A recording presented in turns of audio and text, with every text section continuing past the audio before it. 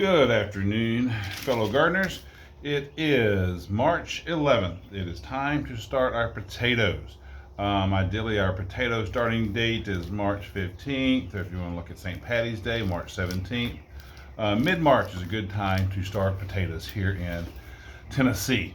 We've got a storm coming in this weekend. I'm going to wait for the storm to come through and wait for my ground to dry up a touch because I don't want to plant in some waterlogged soil. I've already have three 4x8 beds prepared. I prepared those beds by removing any weeds and plant growth that was left in them over the fall. I call it forking. Basically, I don't have a broad fork, but I turned up the bed a little bit with a pitchfork just by inserting the tines, pulling back about 45 degrees and kind of loosening up that deeper soil. Then I've topped it with about an inch or so of compost. Today I have picked up 3 different varieties of seed potatoes. I've got a red variety, a dark red Norland, a yellow variety. Just says yellow, I'm going to call it something like a Yukon Gold, cross my fingers. And a russet Burbank, which should be your white, standard baking potato. Got 3 different types of potatoes, so I'm going to put these in 3 different beds. Each potato is going to be harvested at a slightly different time. Your red potatoes, they finish first. A lot of times people call these new potatoes, and you can harvest them even a little bit smaller. So my quick research says they should be ready in 65 to 80 days.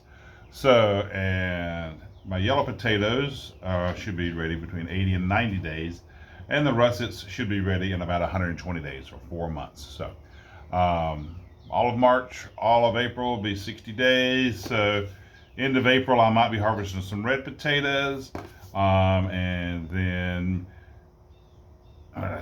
all of March, or half of March, half of April, so into May for red potatoes, into June for the yellow potatoes, and into July for the white potatoes.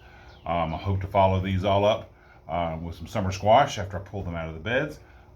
Today I am going to be doing what's called chitting of the potatoes.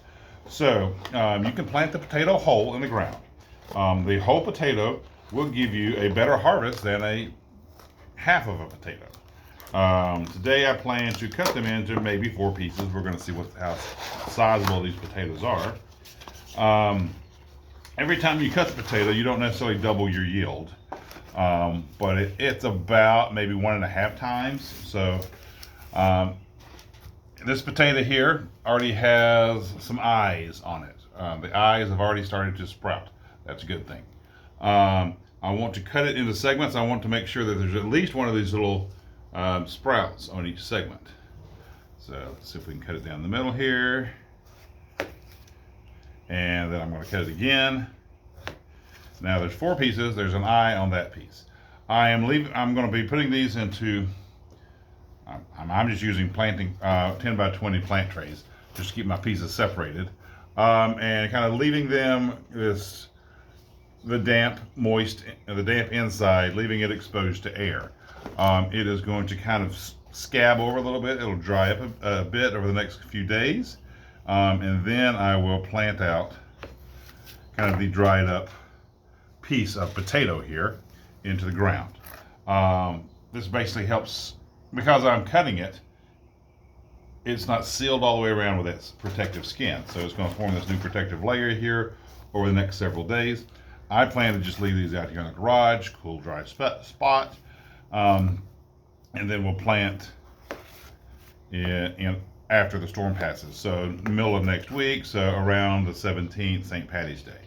So again, cutting these into quarter, making sure there's an eye on each quarter.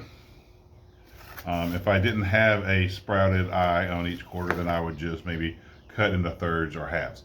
So even a sliver like this will grow your potatoes as long as it has an eye on it.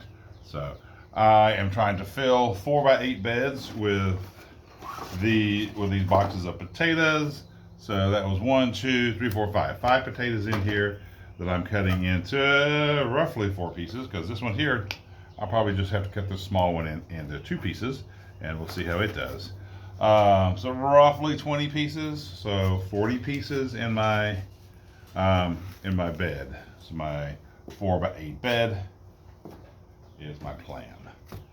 So that's what we're doing today, is chitting our potatoes. So I've only got a couple eyes on this one here, so I'm going to leave that one large because I don't have any other sprouted eyes on the rest of it. So yeah, I've got 2 on this one, so we'll cut there. So I'm going to continue on with my yellows and my whites, and we'll be planting again about St. Patty's Day. I appreciate your time. Happy planting.